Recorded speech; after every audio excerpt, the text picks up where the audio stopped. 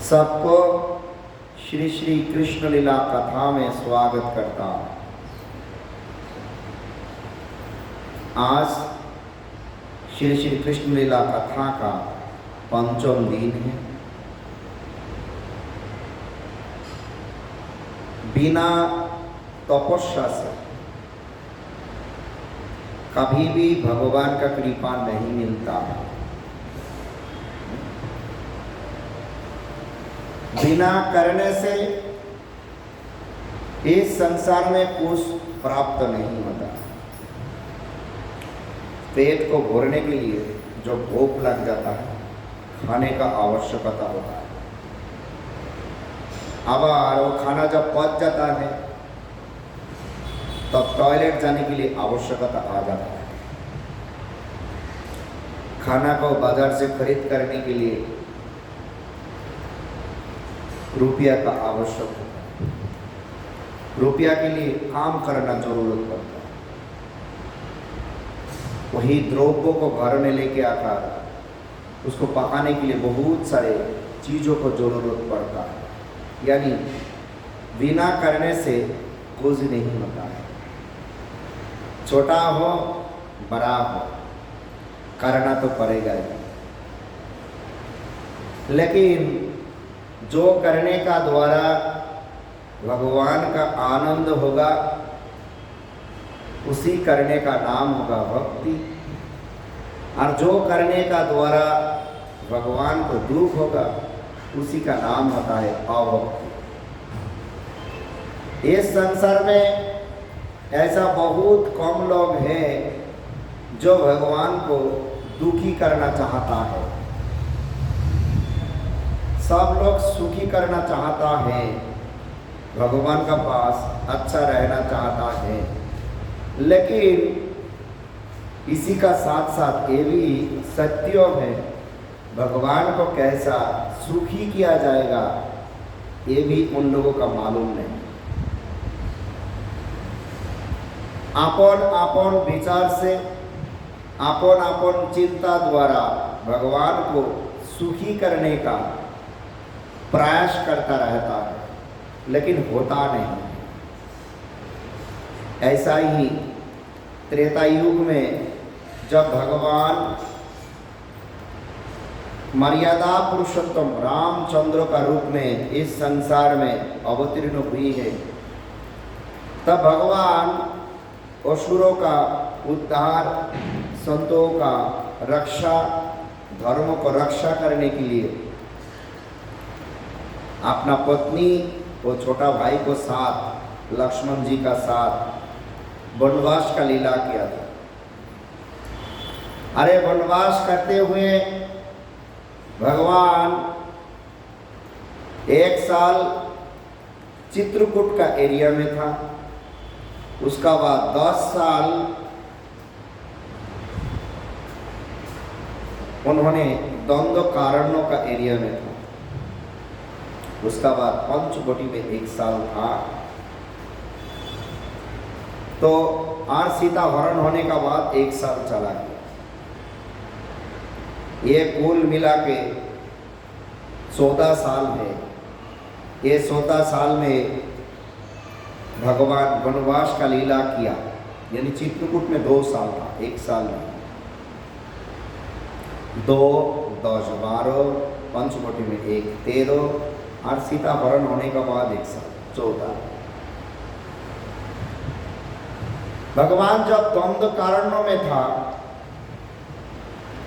तब वहाँ पे रहने वाला बहुत सारे मुनि ऋषियों ने भगवान का अपूर्व सौंदर्य यौवन देखते हुए सारे मुनि ऋषियों ने कहने लगे, प्रभु हम लोगों का मन में यही विचार है, हम लोग आपको पति का रूप में भोजन करना चाहता है। लेकिन मर्यादा पुरुषोत्तम भगवान रामचंद्र मर्यादा रक्षा करने के लिए कोई दूसरी पत्नी को स्वीकार नहीं करेगा। जब हवन कार्य करने के लिए पत्नी का आवश्यक पड़े तब सोने का सीता बना के बाजू में बैठा दिया। फिर भी दूसरी विवाह नहीं किया। एक क्षत्रिय होने से विवाह तो कर सकते थे, लेकिन क्या नहीं, भगवान मर्यादा को रक्षा किया। कुछ भी हो जाए दूसरी पत्नी को स्वीकार नहीं करना है। ऐसा ही जब सारे मुनि ऋषियों ने ऐसा अपने आप का विश्व में रहने वाला जो इच्छा को व्यक्त करते रहे, कहने लगे, भगवान कहने लगे, मैं आप लोगों का तपस्या से, आप लोगों का सेवा से बहुत खुश हूँ। 10 साल था उन लोगों का साथ दंडकारण्य का जंगल में। इसीलिए आप लोगों का जो मन में विचार है मेरा पति का रूप में पाना, इस जन्म में संभव नहीं है, इस युग में संभव नहीं है। आने वाला द्वापर में आप लोग मथुरा क्षेत्र में जाके गोपियों का रूप में जन्म ले लेना, तब मैं बहुत पत्नी को स्वीकार करूंगा, आप लोगों को भी स्वीकार करूंगा। ऐसा ही दंडकारण्य में रहने वाला सारे मुनि ऋषि बहुत सालों तक तपस्या करने का बाद भगवान रामचंद्र का संग मिला था, लेकिन हम लोगों का भगवान का संग नहीं मिला है ना। किसी को मिला, मंदिर में जाता हूँ, भगवान को देखता हूँ, ऐसा मुनि ऋषियों जैसा साक्षात रूप से भगवान का दर्शन नहीं हुआ, सीता माँ का दर्शन नहीं हुआ, लक्ष्मण प्रभु का दर्शन नहीं हुआ। ऐसा साक्षात रूप से भगवान का दर्शन करने का सौभाग्य कौन होगा? यानी उसके लिए तपस्या चाहिए। और कलयुग में तपस्या एक ही है, महामंत्र को जप करना। ये महामंत्र ही साक्षात भगवान है। महामंत्र को जप करते हुए महामंत्र ही भगवान का स्वरूप मूर्ति लेकर हमारा हृदय में प्रकाशित हो जाएगा। और ऐसा ही भगवान आश्वासन लिया। बहुत तपस्या का बाद भगवान का साथ 10 साल रहे। ऐसा विचार हमारा मन में भी तो आना चाहिए, हे प्रभु आपका संग हम लोगों को भी ऐसा मिल जाए, है ना।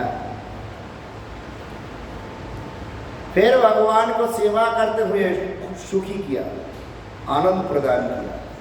फिर भगवान से मांगा, फिर भगवान कहने लगे मथुरा क्षेत्रों में जन्म ले लो, आने वाला द्वापर में सारे वासना पूर्ण हो जाएगा। देखो त्रेता युग में तपस्या, त्रेता युग में भगवान को तपस्या किया, दर्शन हुआ, भगवान का दर्शन करके उससे भी पहला से तपस्या कर रहा है। और अंत में जाके सफल हुए। सारे मुनि ऋषियों ने गोपियों का रूप में ब्रजमंडल में जन्म ले लिया और ब्राह्मण कुल में जन्म लिया। उन लोगों का नाम हुआ याज्ञिक पत्नी।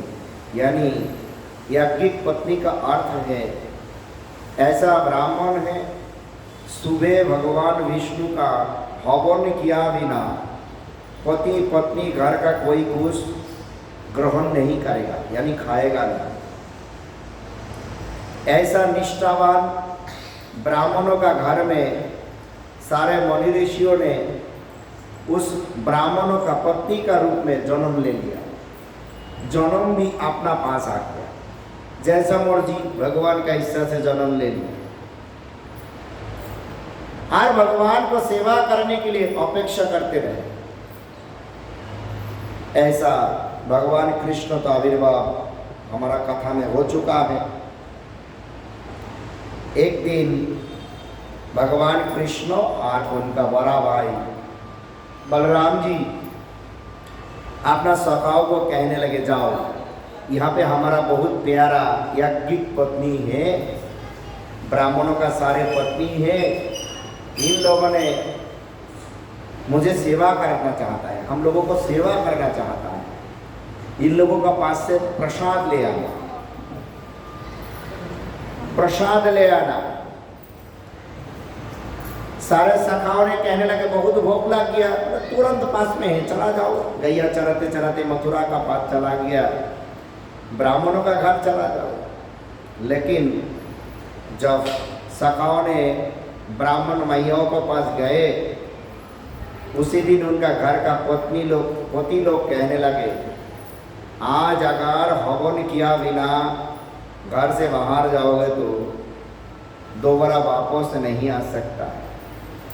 यानी हवन करने में पत्नी बिना हवन सुसंपूर्ण नहीं होता है। अगर पत्नी घर से चला जाए हवन कैसा किया है। हर भगवान का पास जब चला जाएगा कब वापस आएगा वो भी पता नहीं। इसलिए सारे ब्राह्मण ने पत्नियों को रोक दिया, आज नहीं जाना चाहिए। अगर जाना चाहते हो दोबारा घर में वापस यानी एंट्री नहीं, घुस नहीं सकता, प्रवेश नहीं कर सकती। सारे ब्राह्मण पत्नियों ने डर गए, लेकिन कृष्ण बलराम को तो भूखा नहीं रख सकता हूँ। कृष्ण बलराम को सेवा नहीं कर पाया, जिंदगी में जीना रहने का और हवन करने का आवश्यक क्या है। ये भक्तों का विचार है, सोचना है। जब कृष्ण बलराम का ही सेवा नहीं कर पाया तो जिंदगी में जीने का मकसद क्या है ना। ऐसा विचार करते हुए सारे पत्नियों ने एक साथ होकर निर्णय ले लिया, जो होगा देखा जाएगा। पहला भगवान को सेवा होना चाहिए। घर से चावल, अचार, दही, मक्खन, दाल, ब्रजवासियों का अच्छा अच्छा जो खाना, रोटी, सब कुछ लेकर, मिठाइयाँ साथ लेकर, संसार का मोह को छोड़कर भगवान को सेवा करने के लिए पूर्ण रूप से अपने आप को समर्पित करते हुए भगवान के पास आए। और अंदर में वही डर सताते रहे, घर तो वापस नहीं जा पाऊंगा, भगवान को तो खिला रहा है, ये खाना समाप्त नहीं होना चाहिए। समाप्त हो जाए तो घर वापस जाना पड़ेगा, लेकिन घर तो वापस करने का कोई उपाय नहीं, प्रवेश करने का कोई उपाय नहीं। आज तो सारा इस जगत का नाता को छोड़कर भगवान का पास है। सारे गोपियों ने रो रो के, मैंने अंदर से रो रहा है, बाहर से देखा नहीं पा रहा। भगवान भी अच्छा तरीका से सारे अनाज को खा लिया, सुखी कर दिया और कहने लगे ठीक है अभी आप लोग घर चला जाए। लेकिन गोपियों ने रोते रही और कहने लगे घर कैसे था, आज घर जाने से तो हमारा घर से स्वीकार नहीं करेगा, घर का द्वारा जा तो जिंदगी के लिए बंद हो गया। हम लोग तो सब कुछ समर्पित करते हुए आज अपना पास आए और घर भेजने का बात मत करें, अपना चरण में स्थान लीजिए। कितना समर्पित है गोपियों ने, जन्म जन्म से भजन करते हुए आ रहा है। त्रेता में सेवा किया, द्वापर में भी। भगवान कहने लगे नहीं, घर तो वापस जाना ही पड़ेगा। लेकिन कैसा जाओ, क्या करें। बोला आज अगर आप लोग घर वापस जाओगे, आप लोगों का सारे पति ने हर दिन से ज़्यादा प्यार करेगा। तब हम लोग मन मन में चिंता करते रहे, प्रभु आपको तो पता नहीं, हे प्राणनाथ आपको पता नहीं, जो बात अंदर में छुपा के रखा आपको पता नहीं, वो तो हम लोगों को ही पता है। क्या करें, भगवान बार बार कहने लगे घर जाओ। फिर क्या करें, मन मानता नहीं, भगवान को छोड़ के आना नहीं, फिर भी घर वापस आया। लेकिन घर वापस आते ही भगवान का इतना कृपा, सारे पतियों ने आके कहने लगे हमारा गलती हो गया। भगवान नंद नंदन कृष्ण कन्हैया लाल परमेश्वर हैं, उनका सेवा बिना किस भगवान का हवन चल रहा है? उनको सेवा होना चाहिए। आप लोग सही कार्य किया, इसीलिए आप लोगों का जाने के लिए जो माना किया था गलती हो गया, बहुत बड़ा गलती हो। तो ऐसा ही गलती को स्वीकार करना, गलती को स्वीकार कर लिया और अपना पत्नी को स्वीकार करते हुए बहुत आनंद से भगवान का हवन करते रहे। जो भगवान के लिए अपने आप को ऐसा ही समर्पित कर देता है, उनका जिंदगी में ना कभी भी कोई समस्या आ सकता है, असुविधाएं आ सकता है, क्योंकि भगवान सब कुछ को परिचालना करने वाला है, देखने वाला है। ऐसा ही एक बहुत उच्च कोटि का भक्त जो प्रेमों का पहला अंकुर है, श्रील माधवेंद्र पुरीपाद। श्रील माधवेंद्र पुरीपाद ने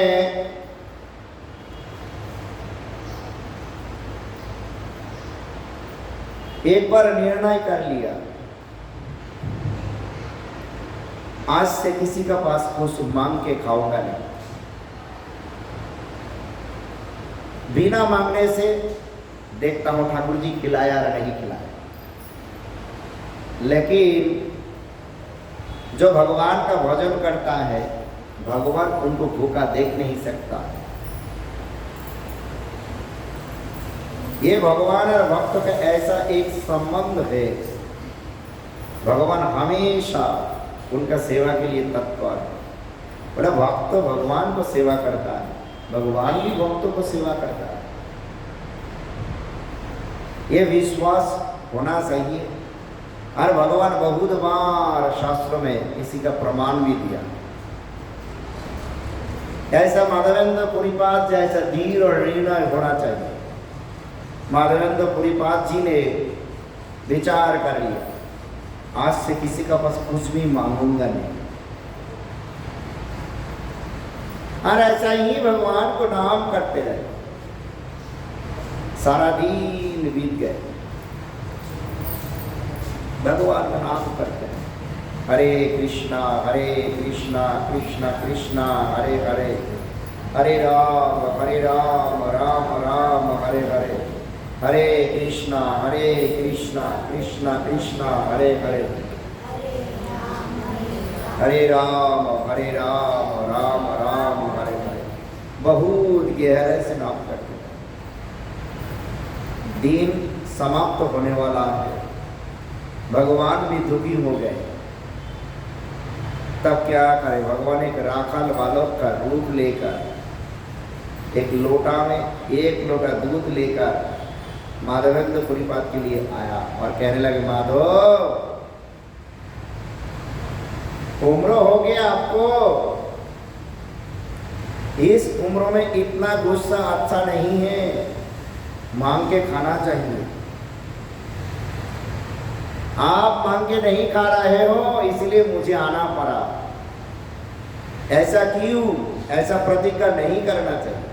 भगवान कितना प्यारा है, भक्त को आके समझा, आपको तो मांग के खाना चाहिए, तब ले लो, मैंने आपके लिए दूध लेके आया। माधवेंद्र पुरीपाद ने बालक को देखते रहे, इतना सुंदर बालक, इससे पहला तो कभी भी नहीं देखा।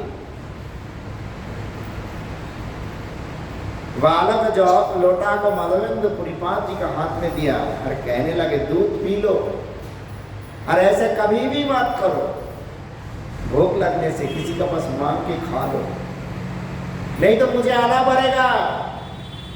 मेरा इस ब्रजमंडल में कोई भूखा रहे, वो मेरा सहन नहीं है।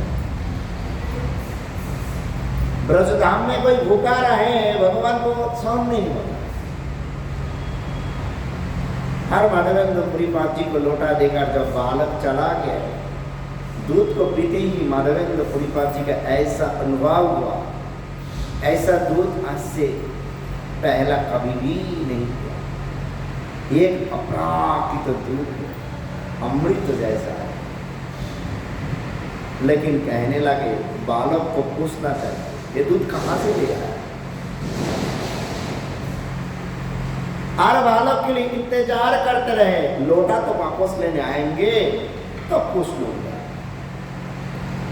लेकिन इसमें ही माधवेंद्र पुरीपाद जी का थोड़ा सा तंद्रा जैसा हो गया,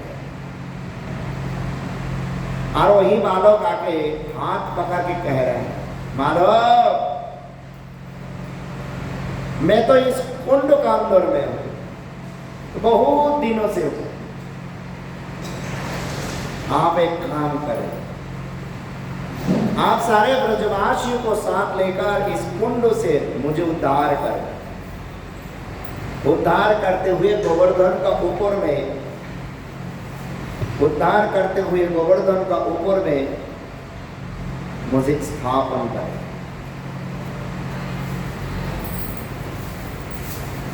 वो एक ऐसा दिन था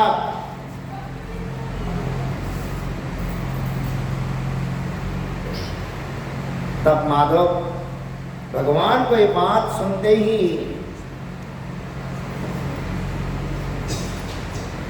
माधवेंद्र पुरीपाद जी ने भगवान के बात सुनते ही भाग के जाके ब्रजवासियों को कहने लगे, चलो भगवान बुला रहा है, आपको बुलाएगा तो आप भी जाओगे।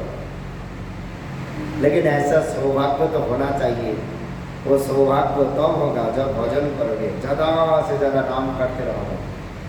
एक आदमी जब ज्यादा नाम करता है ना, नींद का अंदर में भी उसका अंगुली ऐसा चलता है, सो गया उसका दिमाग में नाम हो रहा है, हरे कृष्णा कृष्ण कृष्ण हरे हरे, हरे राम राम राम हरे हरे।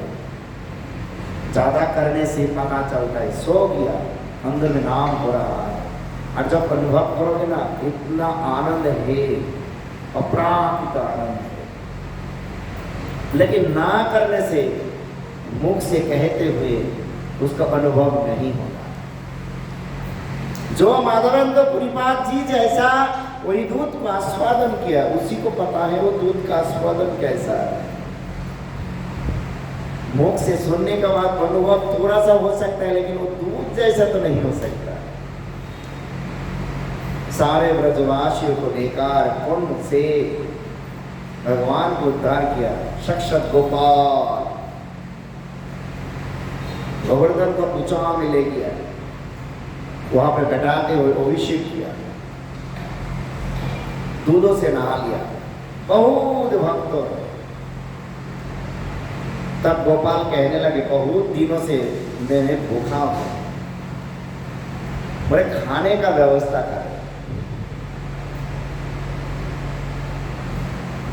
बहुत दिनों से भूखा हूं। वो दिन वही दिन था, वो दिन वही दिन था जो दिन ब्रजवासियों ने गोवर्धन पूजा किया था।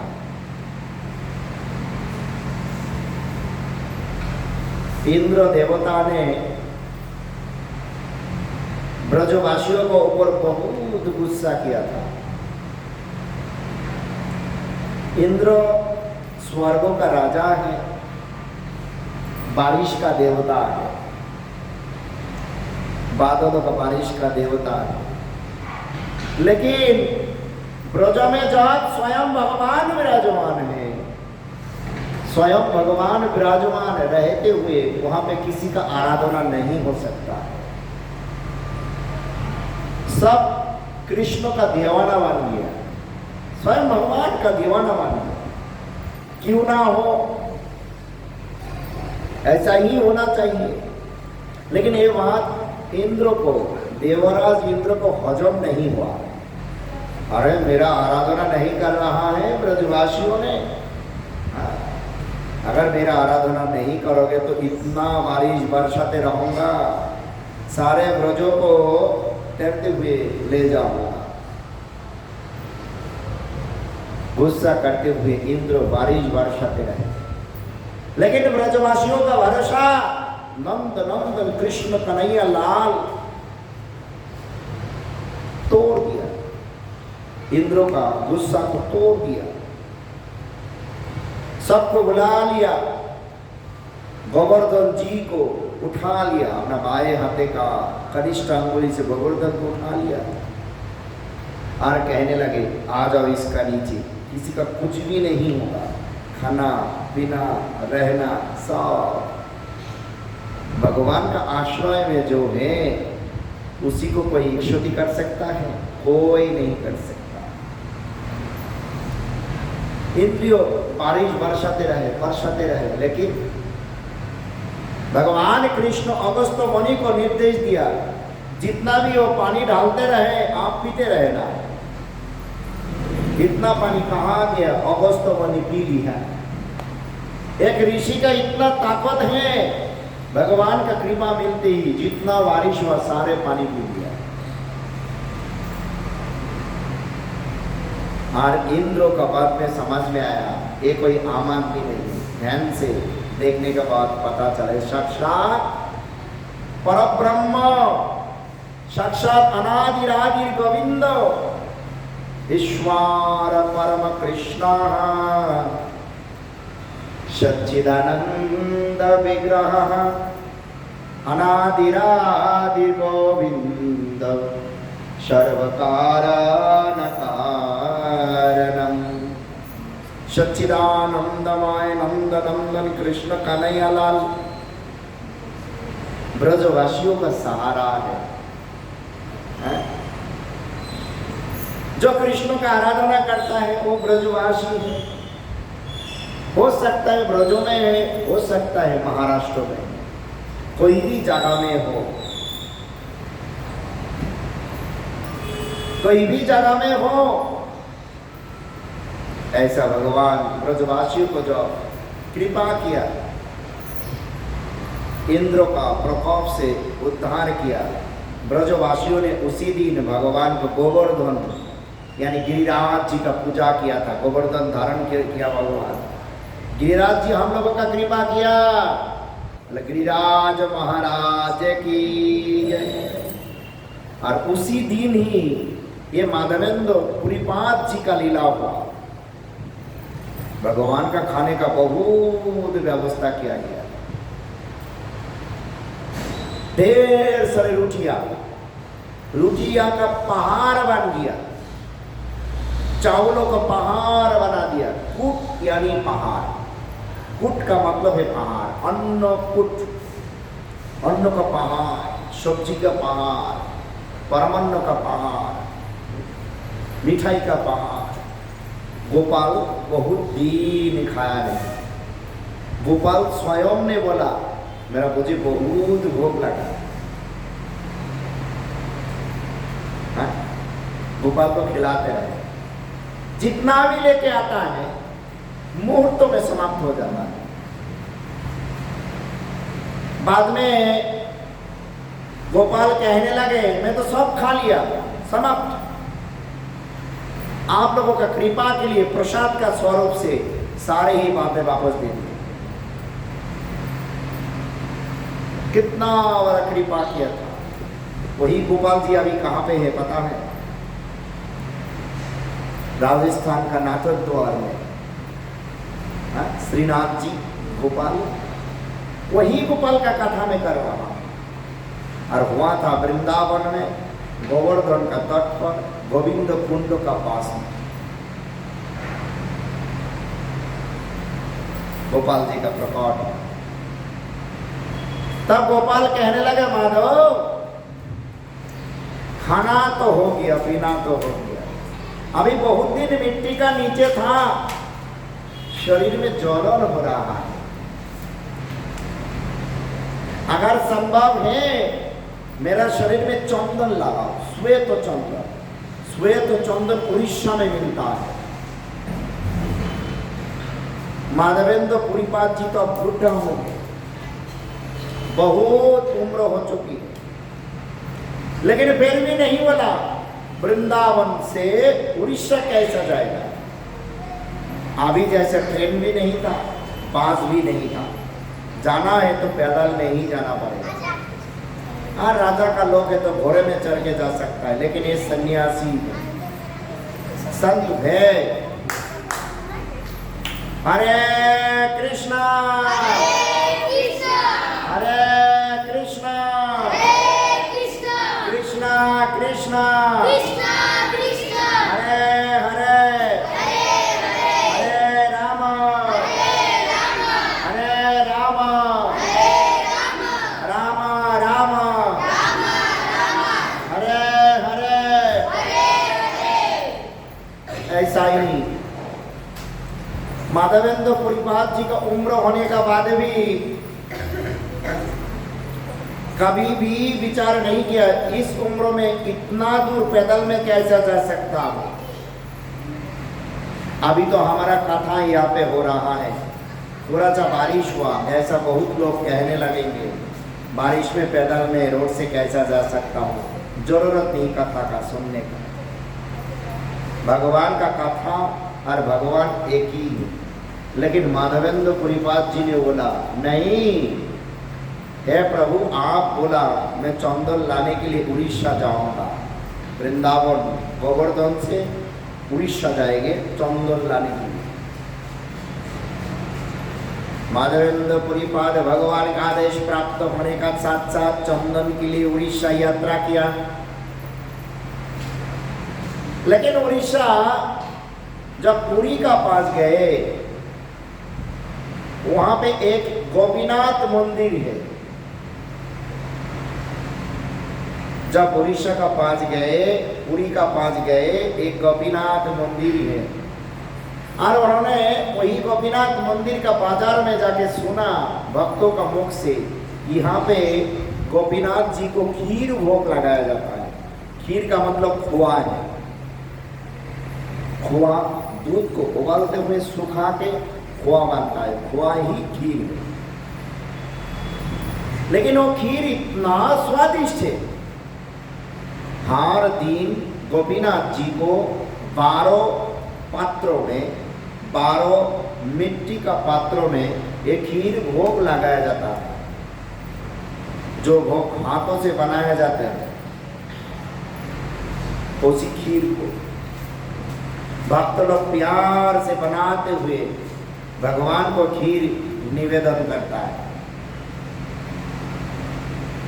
जब ये बात माधवेंद्र पुरीपाद जी को पता चला, उन्होंने बोला पता नहीं खीर का स्वाद कैसा है।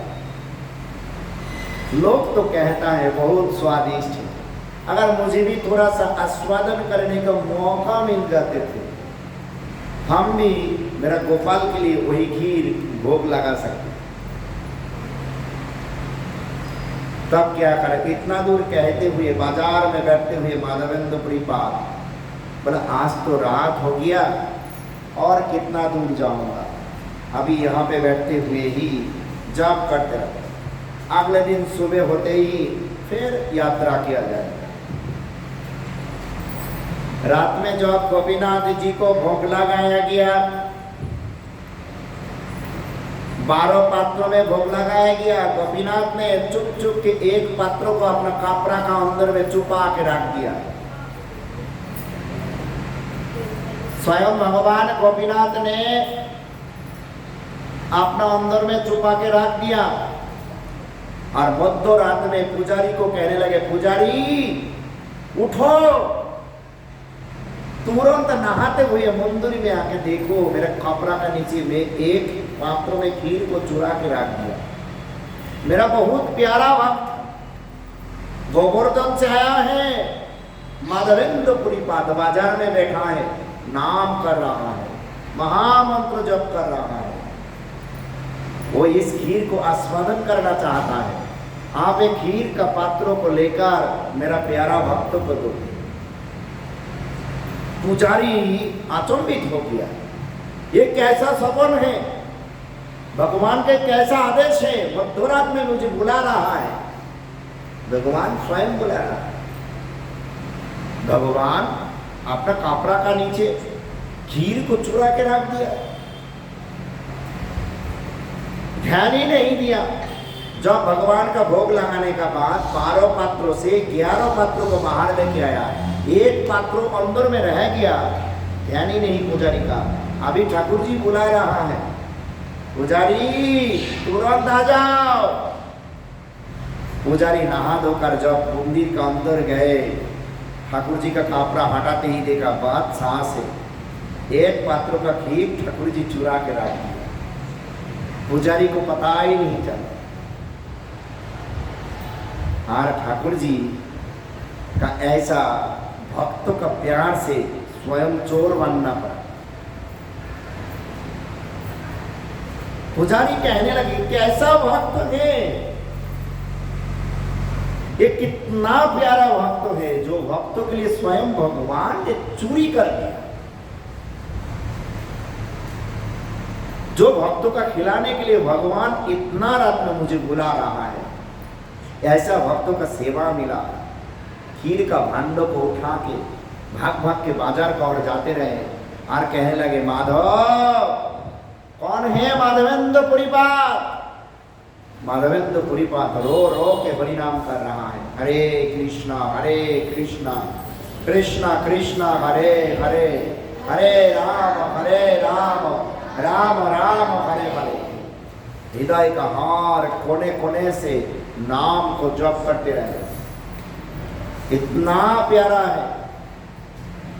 माधवेंद्र पुरीपात जी को नाम करते हुए बाजार में मध्य रात में कोई नहीं, पुजारी कहने लगे आप ही माधवेंद्र पुरीपात? बोला हाँ। बोला आप इतना सौभाग्यवान हैं, भगवान आपके लिए चोरी किया, लीजिए आपका खीर, आप आस्वादन करें। माधवेंद्र पुरीपात इतना ही सोचा था, खीर का स्वाद कैसा हुआ पता नहीं, अगर थोड़ा सा मौका मिले तो। इतना सोचते ही भगवान उस खीर को चुरा के माधवेंद्र पुरीपात जी के हाथ तक पहुंचा दिया। और वही भगवान को आराधना करने के लिए लोग धन का पहाड़ बनाने के लिए हमेशा मांगता रहता है, जो अंदर में सोचते ही भगवान मुंह का सामने ले आता है, वही भगवान का नाम लेके सारा दिन मांगते रहता है। एक कैसा भक्त है यार, वो कैसा भक्त,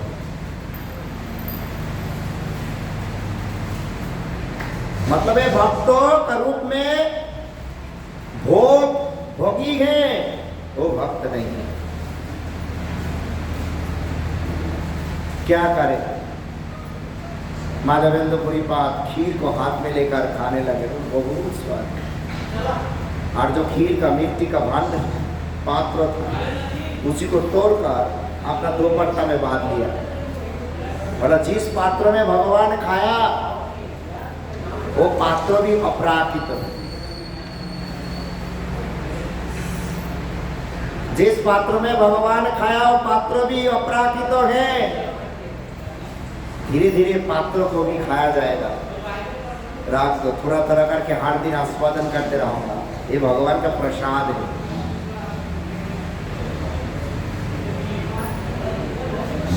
हरे कृष्णा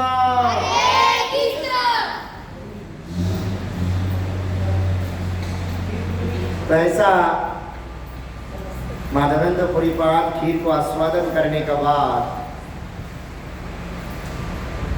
तुरंत सोचने लगे भगवान मेरे लिए चोरी किया,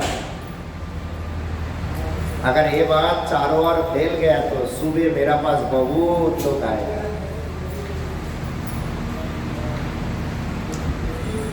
यहाँ पे बहुत लोगों इकट्ठा हो जाएगा, मुझे ये प्रतिष्ठा नहीं चाहिए, इसलिए रात में ही भागना पड़ेगा।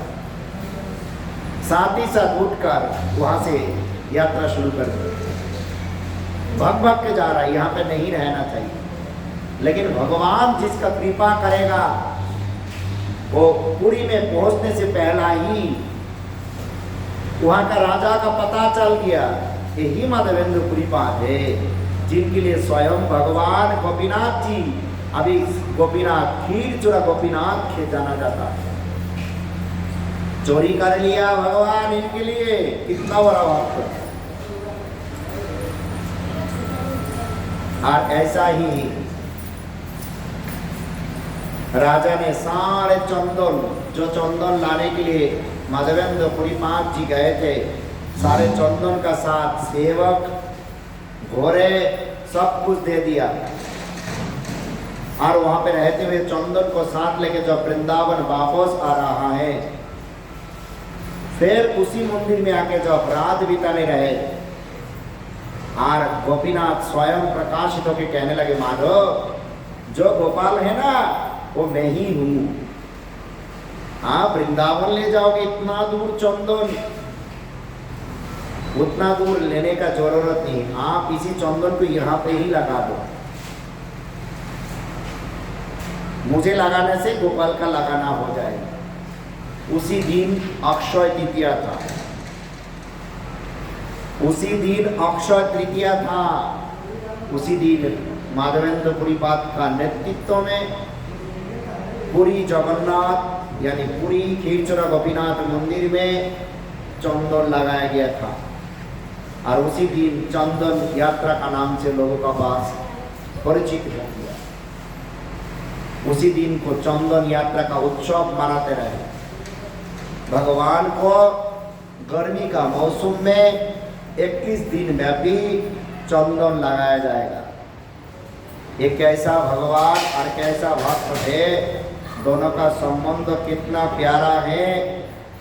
एक दूसरी का साथ हमेशा मांगते रहे। वृंदावन में भूखा है, भगवान खुद आके पिलाते रहे। उड़ीसा में भगवान उनके लिए चोरी भी कर लिया। कितना उम्र हो गया, फिर भगवान उनसे सेवा मांग रहा है, मुझे चंदन लगाओ। भगवान चंदन मांगा, भगवान का दूसरी सेवक आके सब हाथ में उठा दिया। यानी भगवान का सेवा करने वाला का सब कुछ मिलेगा। जो सच्चा दिल से भगवान को चाहते हैं, भगवान हमेशा उनका हृदय में ही रहता है। बोला कैसे? आप लोग जयपुर का नाम सुना, राजस्थान का राजधानी जयपुर में जो राजा है, वो राजा एक ही साथ भगवान राधा गोपीनाथ, भगवान राधा गोविंदो, भगवान राधा गोपी मदन मोहन को सेवा करते। राजा का एक युवती लड़की थी, और वो लड़की ने हर दिन राजा का जो राजपुत्र राजकन्या है, हर दिन भगवान का सेवा करते रहे। हरे कृष्णा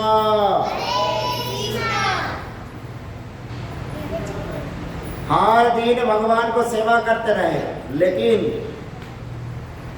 राजा का जो बेटी का राधा मदन मोहन, राधा गोविंदो से राधा मदन मोहन में उनका दिल भाव गया। उनका बेटी मदन मोहन को अपना पति समझकर सेवा करते रहे और अपना सर्वस्व दे दिया। जब मदन मोहन का ऐसा सेवा करते रहे, राजा देखने लगे मेरा बेटी तो युवती बन गए, अभी उनको विवाह देना चाहिए। और उनका विवाह के लिए संबंध आए। बाजूवाला जिला करौली से, करौली का राजपुत्रों का साथ विवाह का संबंध आया।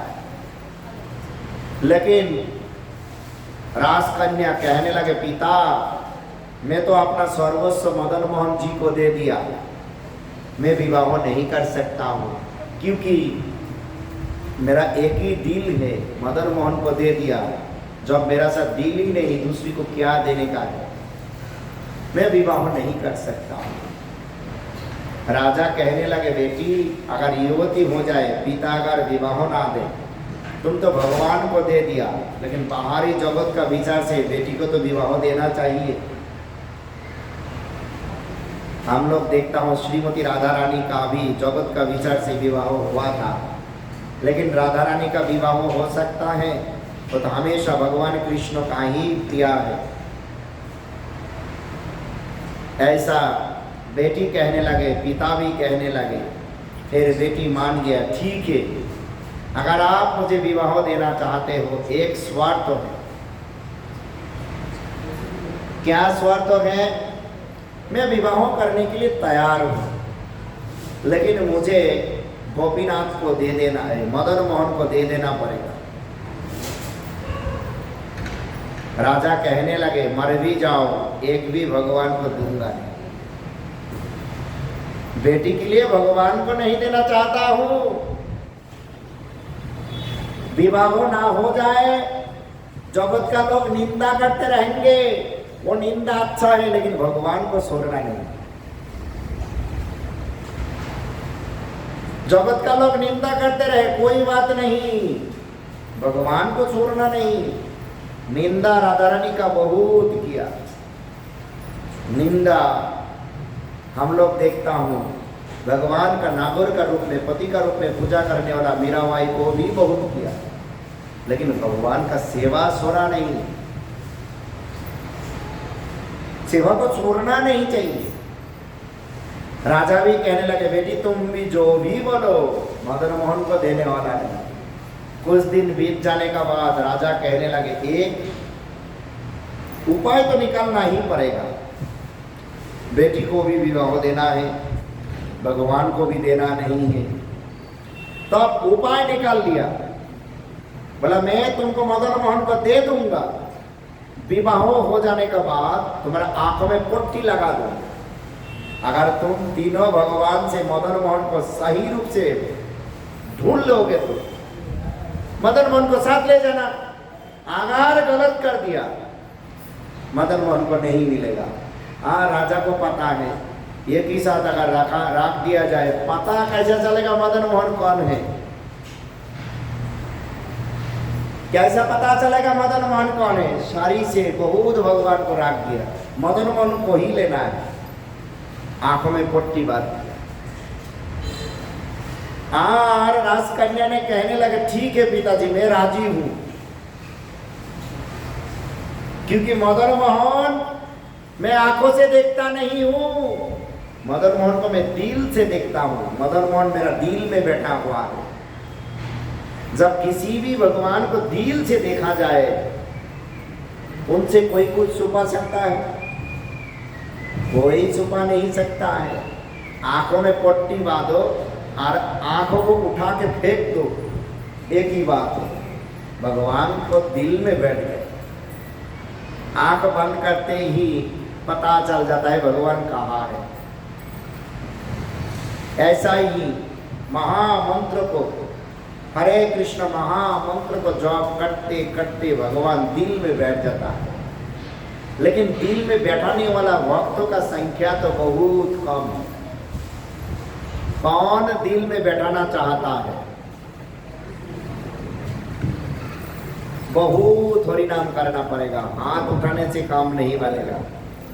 बिना तपस्या से, बिना आराधना से ये नहीं होगा। ठीक है, जैसा जैसा कथा सुना, भगवान आपके लिए सब कुछ करेगा, लेकिन ऐसा अपने आप को समर्पित करना है। और विवाहों का दिन धारियों हुआ, विवाह हुई, जब कन्या को विदाई देने वाला और मंदिर में ले गए और आंखों में पट्टी बांध कर कहने लगे, बेटी तुम मदन मोहन को चुन लो। और बेटी बिना बाधाई मदन मोहन को गोद में उठा के यात्रा करते रहे। और पूछने लगे, बेटी तुमको कैसा पता चला ये मदन मोहन है? बोला, मदन मोहन तो मेरा हृदय में है, मैं तो सर्वस्व उनको दे चुका हूँ, मैं आंखों से नहीं देखता हूँ, आंख बंद करने के बाद भी मदन मोहन को देख सकता हूँ। भगवान बाह्य दर्शन से अंदर में दर्शन पहला देता है।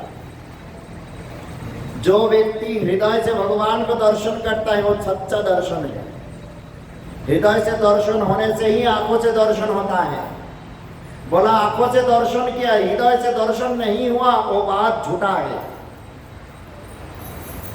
यानी भगवद अनुकंपा इति भक्ति, पहला हृदय में घंटी बजता है। आर रास कन्या ने मदन मोहन को लेकर चला गया अपना ससुराल करौली में। तब से मदन मोहन करौली में रहने लगे। अभी तीनों भगवान ने गोविंद जी, गोपीनाथ जी जयपुर में रहने लगे, मदन मोहन जी चला गया करौली में। लोग एक ही सूर्य का माने एक ही दिन में अगर तीनों भगवान को दर्शन करे, ये परिपूर्ण कृष्ण दर्शन होता है। ये विग्रहों को स्वयं कृष्ण का वंशधर में जो उनका पोता प्रोपोता था, वज्रनाभ का द्वारा प्रतिष्ठित किया गया था। साक्षात लीला करने वाला ये मदन मोहन जी है। भले मदन मोहन का लीला यहाँ ही समाप्त नहीं, इससे भी पहला वृंदावन में क्या क्या वही मदन मोहन जी, वहां पे तो राजकन्या को दिल को चुरा लिया। हर वृंदावन में जब मदन मोहन जी मथुरा में रहते हैं, वहां का एक ब्राह्मण मैया मदन मोहन को सेवा करते हैं। एक दिन सनातन गोस्वामी पाद जब भिक्षा करने के लिए उनका घर गए, देखा मैया एक ही कपड़ा से ठाकुर जी को सेवा करते हैं, एक ही कपड़ा से टॉयलेट जाते हैं, एक ही कपड़ा से रसोई करता है। ब्रजवासी जब अपना सर्वस्व भगवान को दे दिया, वहाँ पे कोई विचार नहीं होता है। लेकिन ब्रजवासियों जैसा आचरण नहीं करना चाहिए। ब्रजवासी होने के लिए देखा त्रेता युग में सालों, कितने सालों मुनि ऋषि ने तपस्या किया, फिर भगवान बोला ब्रज में जन्म ले लो। हाँ, पहला कथा से कथा शुरू हुआ था। मदन मोहन जी जब मथुरा में था, उनका नाम था मदन गोपाल। अगले दिन फिर जब सनातन गोस्वामी पाद गए, देखा मदन गोपाल और उस ब्राह्मण मैया का बेटा दोनों एक साथ घर के अंदर में खेल रहा है। ऐसा नहीं विग्रहों को लेके खेल रहा है, ऐसा बच्चा लोग जैसा आपस में बातचीत कर रहा है, खेल रहा है, ठीक ऐसा ही भाग रहा है, खेल रहा है, एक दूसरे के कंधे में बैठ रहा है। कुछ समय बाद सनातन गोस्वामी पाद जी ने ये भी देखा, उस ब्राह्मण मैया ने दोनों लाला को एक साथ बैठाते हुए खिला रहा है। भगवान मदन गोपाल भी खा रहा है, उनका बेटा भी खा रहा है। इस लीला को दर्शन करते हुए साथ साथ सनातन गोस्वामी पाद कहने लगे, मैया आज मुझे भिक्षा नहीं चाहिए, हर दिन तो आप आटा भिक्षा देते हो, आज मुझे आपका बेटा का झूठा चाहिए। भगवान का झूठा नहीं मांगा, बोला आपका बेटा कितना सौभाग्यवान है, भगवान का साथ खेल रहा है, सख्य रस में भगवान का साथ बैठते हुए खाना खा रहा है। ऐसा सौभाग्यवान भक्तों का अगर झूठा मिल जाए, भक्तों का चरणों का धूल, भक्तों का पैर धोए हुए जल और भक्तों का खाने का बाद जो छूटा, ये तीनों चीज खाने से भक्ति बढ़ता है। अगर गलती से भक्त समझकर गलत लोगों का पी लिया, उसका गलत स्वभाव भी आपको अंदर में आ जाएगा। भक्तों का चरणों का धूल लेने से भक्ति बढ़ेगा, लेकिन भक्तों समझकर अभक्तों का चरणों का धूल ले लिया, वो सारे जो अवगुण है, सारे बुरा गुण है अपना अंदर में आ जाएगा। इसलिए ध्यान भी देना है, सिर्फ लेने से काम नहीं होगा। और भक्त कभी भी अपना झूठा अपना चरण धोने नहीं देता है, झूठा नहीं देता है, चरण धोने नहीं देता है, धूल लेने नहीं देता है। ऐसा ही सनातन गोस्वामी पाद मांग लिया, मैया आप अपना पुत्र का झूठा दे दो मुझे। मैया दे दिया, संतों ने मांगा। सनातन गोस्वामी पाद वृंदावन आ गए और रात में मदन गोपाल आके कहने लगे, सनातन कल मुझे वृंदावन ले आना, मैं तो बहुत दिन मथुरा में था, कल मुझे वृंदावन ले आना, मैं वृंदावन रहना चाहता। मतलब ब्रज मैया देगा क्या? वो ब्राह्मण चौबी ब्राह्मण का मैया चौबे बोलो मैया दे देगा क्या? वो मेरा बात है, भगवान कहने लो वो मेरा बात है, आप लेके आना, इतना आपका काम है। साथ ही साथ ब्राह्मण मैया को कहने लगे, कल जब सनातन गोस्वामी पाद आ जाएगा ना मैया, आप मुझे उनका हाथ में दे देना, मेरा इच्छा है वृंदावन जाना, वृंदावन में रहना। ठीक है, जैसा नंद महाराज यशोदा मैया का पास से ओखरूर आके कृष्ण बलराम को ले गए मथुरा।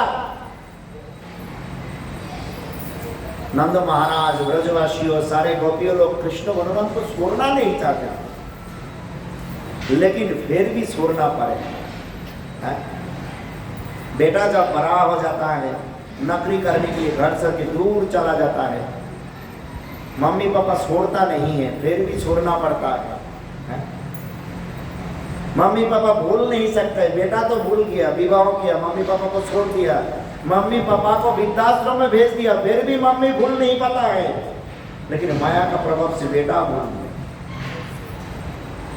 वो बेटा का तब समझ में आएगा बेटा जब पापा बनेगा और उनको जब छोड़ के जाए। ऐसा ही कली का प्रभाव बहुत बड़ा है। नंद महाराज जी का बहुत दुख हुआ, यशोदा मैया गोपियों का बहुत दुख हुआ। कृष्ण चला जाएगा वृंदावन सर के, बलराम जी चला जाएगा। आज 24 ब्राह्मण मैया का वही याद हो रहा है, रो रहा है, और उनका बालक का सखा जा रहा है। देना नहीं चाहता है, फिर भी देना पड़ता है। भगवान का सुख के लिए भक्त सब कुछ कर सकता है। देना नहीं चाहता है, भगवान का आदेश हुआ, देना तो पड़ेगा। भगवान का जहाँ पे सुख है, भगवान का जहाँ पे सुख है, भक्त वही करने के लिए हमेशा तैयार है। छोड़ सनातन गोस्वामी को हाथ में दे दिया। सनातन गोस्वामी पाद मदन गोपाल को लेके वृंदावन में द्वादश आदित्य टीला का ऊपर में पूजा अर्चना करते रहे और खाने देते थे गोला रोटी। गोला रोटी यानी डोसा जैसा रोटी, उसमें नमक नहीं, उसमें चीनी नहीं, शक्कर नहीं, घी नहीं, तेल नहीं, मिर्च नहीं, कुछ भी नहीं। मदन गोपाल कहने लगे, तुम क्या खिला रहे हो मुझे, थोड़ा सा नमक तो दे सकते हैं। सनातन गोस्वामी पाद कहने लगे, इससे ज़्यादा और कुछ नहीं मिलेगा। आज नमक मांगोगे, काल शक्कर भी मांग सकता है, घी भी मांग सकता है। जो दिया उसी को खा लो।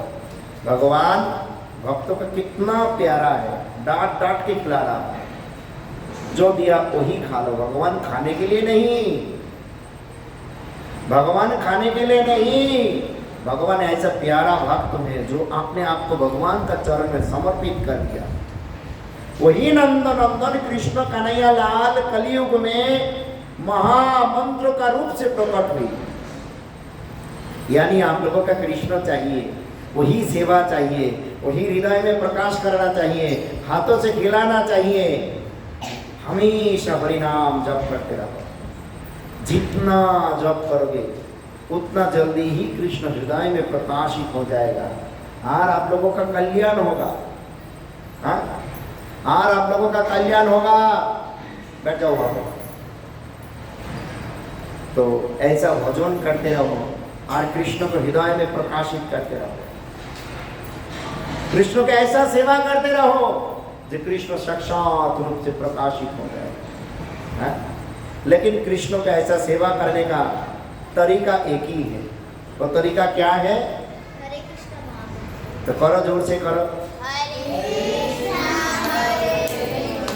हरे कृष्णा हरे कृष्णा कृष्णा कृष्णा हरे हरे